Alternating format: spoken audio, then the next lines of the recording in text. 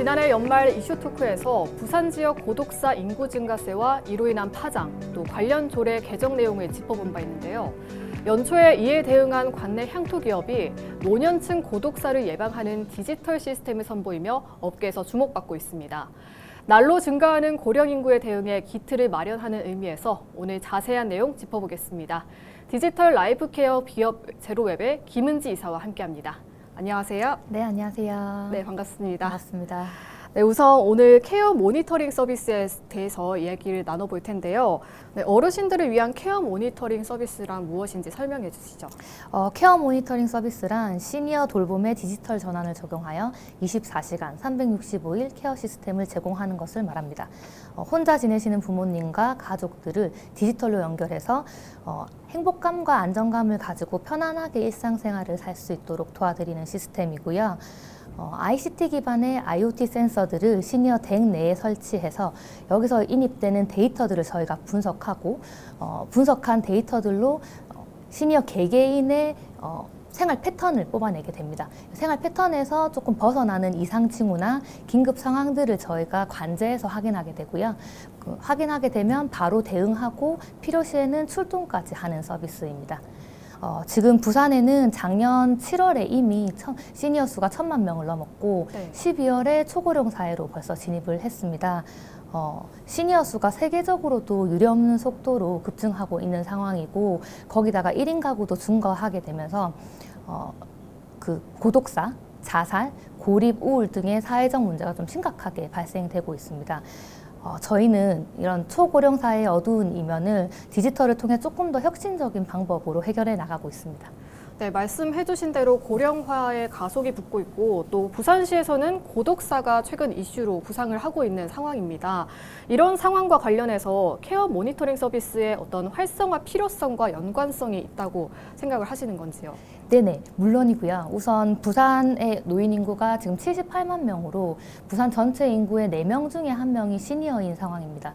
거기다가 고독사 비율이 가장 높은 50세에서 64세 사이의 연령층이 지금 80만 명으로 총 시니어와 그 신중년까지 합치면 158만 명의 인구가 거주하고 있는 상황입니다. 158만 명이라는 수치는 부산 인구의 절반이 넘는 수치이고요. 또 국가와 저희 부산시 자체에서도 여러 가지 지원 사업들을 진행하고 있는데 급증하는 시니어 인구 수들의 돌봄 자원이 지금 많이 좀 부족한 상황입니다. 재정뿐만이 아니라 인력도 조금 부족한 문제들이 발생하고 있고 또 보건복지부가 발표한 고독사 사망자 실태 조사에서는 서울, 경기 다음으로 부산이 가장 많은 고독사가 발생하고 있다고 합니다. 저희가 좀 기존에 보급됐던 돌봄 서비스들을 좀 살펴보면 인력 중심의 서비스들이 조금 많이 있고요. 뭐 일주일에 한두 번씩 노인 댁에 방문해서 이제 케어하는 서비스인데 이런 경우에는 방문했을 때만 케어를 해드릴 수가 있고 그 외의 시간에는 사실은 비어 있는 시간으로 보실 수 있습니다. 거기다가 사람이 직접 케어하는 서비스이기 때문에 비용도 많이 발생을 하고 있고요. 대체 방법으로 디지털 기기 그리고 웨어러블 디바이스를 제공하고 있지만 이것들은 사실 시니어에게 적합하지는 조금 않습니다. 네. 케어벨은 디지털 전환으로 24시간 365일 실시간으로 제공되는 서비스이기 때문에 돌봄의 사각지대를 줄이고 또 비용 또한 획기적으로 줄일 수 있습니다. 또 한 번의 센서 설치로 또 어르신들은 아무것도 하지 않아도 케어 받을 수 있는 서비스이기 때문에 사용의 어려움도 전혀 없습니다. 그래서 저희 서비스로 사회 안전망을 형성하고 또 시니어들은 고독사도 예방할 수 있습니다. 네, 말씀해 주신 걸 들어보니까 서비스가 굉장히 다방면으로도 활용도가 높을 것 같은데요. 이 회사가 처음부터 이렇게 어르신 관련 디지털 서비스 제공을 목적으로 출발한 건 아닌 걸로 알고 있습니다. 네, 그 배경은 어떻게 되나요? 네, 저희 제로웹은 2012년도 중소상공인들을 위한 모바일 플랫폼을 시작으로 출발하게 되었습니다. 2014년도에는 전국에 공익광고 캠페인을 진행을 하면서 지금처럼 또 지역사회의 문제를 디지털 기술로 해결하는 데 조금 집중을 했었고요. 또 2년 반 만에 전국에 100만 개가 넘는 중소상공인들의 모바일 홈페이지를 제작하면서 업계 1위에 올랐었습니다.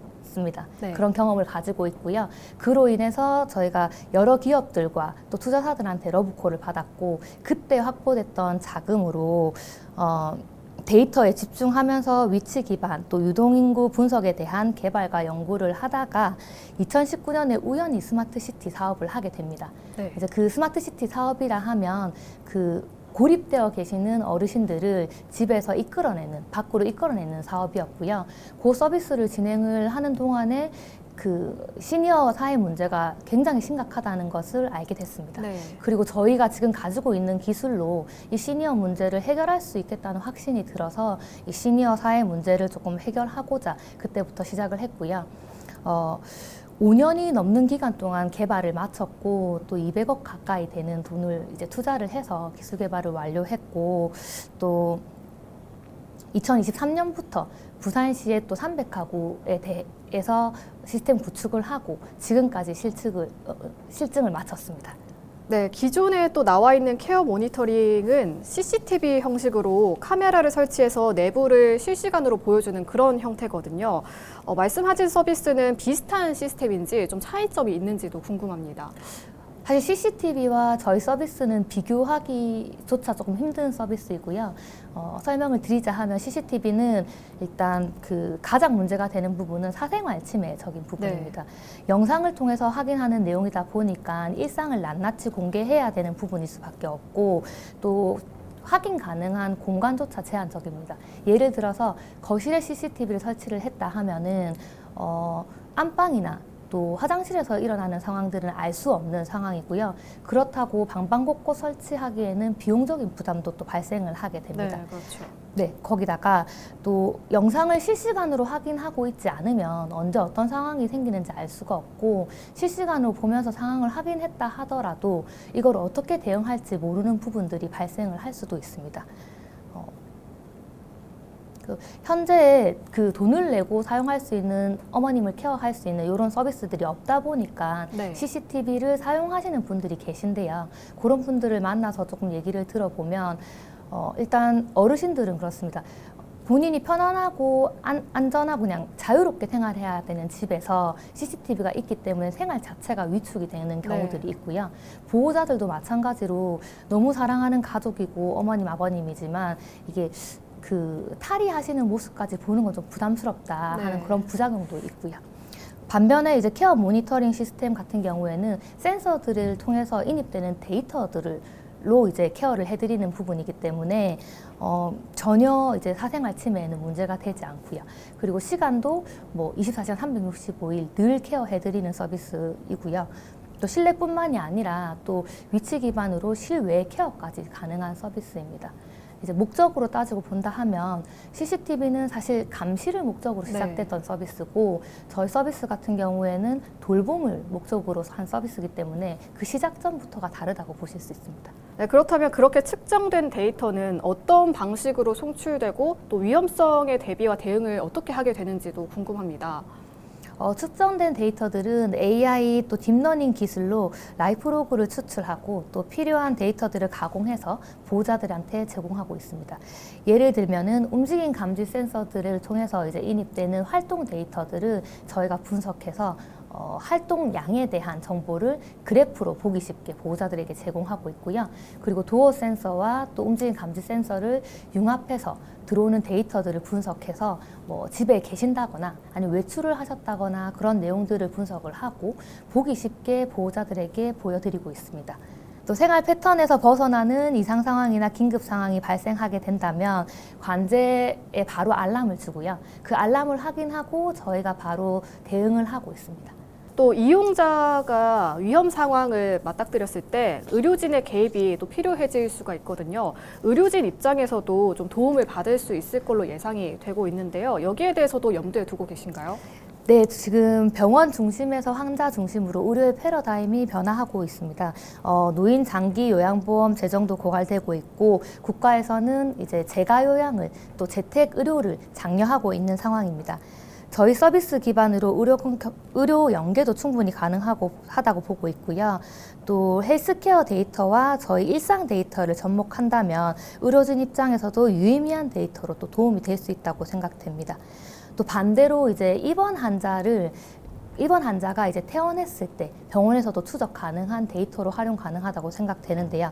예를 들어서 이제 할머님이 폐렴이 걸리셔서 병원에 입원을 하셨어요. 네. 그래서 치료를 받으시고 폐렴은 다 나으셨는데 이제 누워서 치료를 받으시다 보니 근육이 빠져서 걸어서 퇴원을 할 수 없는 상황이 되시는 거죠. 네. 그러면 이제 휠체어를 타고 퇴원을 하게 되시는데 집에 보호자가 있거나 돌봐줄 분이 계신다 하면은 문제 없이 일상생활에 돌아가실 수 있지만 그렇지 않은 경우에는 혼자서 누워 계시다가 돌아가시는 경우들도 발생을 하게 됩니다. 이럴 때 저희 서비스가 있다면 그 재택 의료와 연계해서 재활 방문 재활이 붙고 또 방문 간호가 붙어서 이분들이 다시 일상생활로 돌아갈 수 있도록 또 할 수 있다고 봅니다. 네, 또 그렇게 말씀해 주신 것처럼 기계가 자신의 일을 역할을 수행을 완벽히 하겠지만 돌봄의 영역이라는 점으로 봤을 때 좀 사람의 손길도 필요할 것 같거든요. 실제로 이런 부분에서도 작동을 하나요? 네네, 저희 서비스 같은 경우에 기계가 이제 완벽하게 기능을 수행한다고 말하기는 조금은 어렵습니다. 저희 서비스라고 하기보다는 이제 시니어 영역이기 때문에 네. 기계가 100% 영역을 다 수행을 한다고 보기는 어렵고 기존에 제공되던 AI 스피커라든지 AI 인형 또 스마트워치 등이 정말 잘 만들어진 기술이지만 또 시니어들의 특성을 고려하지 못한 접근이었다고 조금 볼 수 있습니다. 저희도 잘 사용하지 않는 AI 기기를 어르신들한테 충전까지 해가면서 이제 사용하라고 한다는 게 조금은 맞지 않는 걸로 볼 수 있고요. 저희는 이제 초기에 센서 한번 설치를 하고 나면 시니어들은 아무것도 하지 않아도 비접촉, 무자각 방식으로 서비스를 받을 수 있는 형태고요. 네. 그리고 이상 상황이나 긴급 상황이 발생했을 때는 또 사람이 직접 출동을 하고 대응을 하는 서비스이고요. 또 기계가 또 다 할 수 없는 부분은 저희가 일주일에 한 번씩 전화를 해서 정석 케어까지 같이 하는 부분으로 디지털 기술과 또 적절한 휴먼 터치가 결합해서 디지털의 한계 또 사람의 한계를 서로 보완한다고 보시면 될 것 같습니다. 지난해 또 부산시 의회에서는 고독사 관련한 조례가 재개정될 만큼 부산시가 고독사에 관심을 집중하고 있는 그런 상황입니다. 공공의 목적에서도 활용도가 높을 것 같은데 그 부분에 있어서도 실제로 성과가 있었나요? 네, 2023년에 부산시와 저희 테크노파크와 같이 해서 스마트 빌리지 보급 사업으로 영도구, 남구, 기장군 그리고 금정구 이렇게 4개 구군에 토탈 250가구 저희 서비스를 구축을 했고요. 네. 지금까지 서비스를 진행하고 있지만 고독사는 한 건도 발생하지 않았습니다. 또 시니어뿐만이 아니라 보호자들도 엄청 만족했던 서비스이고요. 또 입원이나 시니어들이 입원을 하거나 아니면 병원에 돌아가시지 않고서는 모두가 지금까지 유지해서 계속 서비스를 사용하고 계십니다. 그리고 지자체 분들도 엄청 만족해 하셨는데 지금 서비스들 같은 경우에는 저희 이제 그 기기, 장비들 그리고 또 설치, 또 모니터링 또 관리까지 각각 다른 기업들이 케어를 하고 있는데 저희는 토탈 솔루션으로 하나로 제공을 하다 보니 네. 거기서 이제 그 엄청 편의성을 느꼈고요. 또 그 전체적인 통합 관리를 지자체에서 해야 하고 필요할 때는 전화도 드리고 직접 방문까지 해야 하는데 그런 부분들을 저희가 다 대신 수행을 해줌으로써 그 효율성이 굉장히 높게 발생했다고 합니다. 거기다가 또 자체 출동 서비스 도입으로 꼭 필요할 때만 119나 119에 연계하게 됨으로써 불필요한 공권력 낭비도 줄일 수 있다는 점에서 높은 평가를 받았습니다. 네, 그런데 또 한편으로는 그렇게 공공의 목적으로 사업이 서비스가 되면 뭐 조건이 까다롭다든지 아니면 절차가 복잡하다든지 뭐 이런 식으로 수혜자의 기준에 도달하지 못해서 막상 이용이 불가능한 경우도 있거든요. 네네. 그래서 일정 기간이 지나서 이런 서비스의 인지도가 확산되면 민간 차원의 서비스도 한번 시도를 해볼 만한데 현재 상황은 어떻습니까? 사실 국가에서 공공의 목적으로 관리해야 되는 대상자들도 분명히 있지만 전체 시니어 인구수에 대비하면 한 20에서 30% 정도밖에 되지 않습니다. 시니어 케어는 우리나라 모든 시니어에게 제공되어야 하는 서비스이고 어르신들마다 개인 차이는 있겠지만 나이가 들어갈수록 이제 신체 기능이 또 떨어지고 보호받아야 하는 대상이 되는 상황입니다. 경제력이 있다고 해서 외롭지 않거나 또 덜 아프거나 하지 않기 때문에 누구에게나 제공돼야 되는 서비스이고, 저희는 이제 올해 민간 서비스를 시작해서 현재는 사전 예약을 받고 있습니다. 이미 돈을 내고 사용을 하고 계시는 분들도 계시고요. 이번 달 말 전국 캠페인 광고를 시작으로 해서 본격적으로 상품을 런칭할 계획을 가지고 있습니다. 네.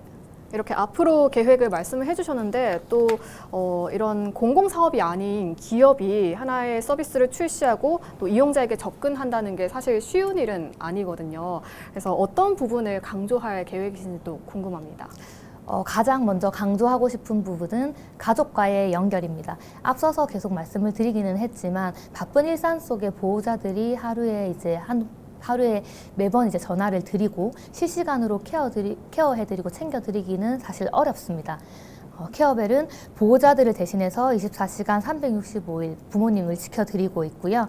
저희가 부모님들은 독립적으로 생활을 유지할 수 있도록 도와드리고, 또 자녀들은 안정적으로 생활을 할 수 있도록 도와드리고 있습니다. 이를 통해서 가족 모두가 행복한 삶을 누릴 수 있도록 도와드리고 있습니다. 이런 부분들이 저희가 첫 번째로 집중하고 있는 부분이고요. 그리고 이제 서비스 퀄리티적인 부분입니다. 모니터링 대응 시스템뿐만이 아니라 케어콜 서비스를 통해서 정석 케어까지 같이 제공을 하고 있고, 아까 말씀드린 것처럼 5년간의 개발, 그리고 2년간의 실증을 바탕으로 이용자의 만족도가 굉장히 높았고, 또 여기서 만족하지 않고 지속적으로 저희가 개발하고 연구해서 맞춤형 서비스를 제공하는 점이고요. 마지막으로는 서비스 가입에 대한 허들이 거의 없다는 점입니다. 공공 서비스의 경우에는 행정 절차를 통해서 대상자가 선정되기 때문에 서비스 받는 데까지 다소 시간이 걸릴 수도 있고, 또 거기에 대한 기준이 있기 때문에 기준이 맞지 않으면 제공을 받을 수 없는 케이스도 있습니다. 하지만 저희는 50세 이상이면 누구나 바로 가입할 수 있고 빠르게 서비스를 받을 수 있습니다. 네, 그리고 또 현재 천만 노인 시대라고 할 만큼 고령화가 심각한 상황인데요. 특히 부산은 고령 인구 비중이 전국에서 1위, 또 사업의 성장 가능성이 그만큼 높은 만큼 앞으로 비슷한 서비스로 같은 시장에 진입하는 다른 스타트업도 늘어날 거라고 예상이 되는데요. 다른 기업과의 차별화 전략이 있다면 어떤 게 있을까요? 센서의 기술은 지금 상당히 많이 발달을 해 있고요. 좋은 품질들의 센서들은 많이 있지만 어떻게 융합해서 어떤 결과치를 낼 건지가 가장 중요한 포인트라고 생각합니다. 저희는 아주 구체적이고 세밀한 프로토콜과 프로세스들이 케어벨에 정립되어 있고요. 또 서비스 퀄리티를 지속적으로 고도화시키는 것이 가장 먼저 선행되어야 하는 기본적인 전략이라고 생각을 합니다. 또 다른 전략으로는 통신사나 상조회사 등 여러 기업들과 제휴를 통해서 다양한 상품을 개발해서 런칭하는 것이고요. 이를 통해서 시장을 선점하여 케어벨 서비스를 빠르게 확장시킬 예정입니다. 저희 목표는 3년 안에 10만 가구를 확보하는 것이 목표이고요. 말씀하신 것처럼 후발주자가 나올 수도 있지만 저희 서비스만큼 디테일을 갖추고 기술 개발을 마치려면 못해도 5년 이상의 시간은 소요될 거라고 판단을 하고 있습니다. 물론 그 기간에 저희도 계속 발전을 해 나갈 거라서 크게 걱정하진 않습니다. 네, 이렇게 서비스와 관련해서 계획이 많은 만큼 다양한 기관과 또 지속 가능한 협업이 필요해 보이는데요. 이 관련 기관들에게 당부하고 싶거나 바라는 사항이 있다면 어떤 게 있을까요? 현재는 저희가 지자체, 또 통신사, 상조회사, 헬스케어사 등 다양한 기업들과 협업을 하고 있습니다. 병원 중심에서 환자 중심으로, 또 시설 중심에서 집 중심으로 변화하고 있는 사회에서 저희 서비스는 시니어와 그리고 가족, 사회뿐만이 아니라 의료, 복지와 연결하는 중요한 브릿지 역할을 하고자 합니다. 정말 도움이 필요하신 분들은 지금 집에 계시고, 또 지금의 시니어들 덕분에 저희가 지금 이렇게 살고 있는 건데, 정말 보호받아야 하는 대상자들이고 실효성 있는 서비스가 제공되고 또 확산되어야 한다고 생각합니다. 궁극적으로 저희는 돌봄의 디지털 전환을 통해서 사랑하는 가족들을 연결하고 또 일상의 행복과 안전을 제공해 드리는 것이 기업의 목적입니다. 감사합니다. 네, 말씀 감사합니다. 오늘 말씀 여기까지 나누도록 하겠습니다. 네, 고맙습니다. 감사합니다. 누구나 피해갈 수 없는 죽음을 고독사가 아닌 존엄사로 이끌기 위한 방법의 고민이 다양해지고 있습니다. 부산 향토기업의 도전에서 시작된 미래 산업이 앞으로 국내를 넘어 세계 시장에서 판도를 좌우할 수 있길 기대하며 오늘 헬로 이슈 토크는 여기서 마칩니다. 시청해주신 여러분 고맙습니다.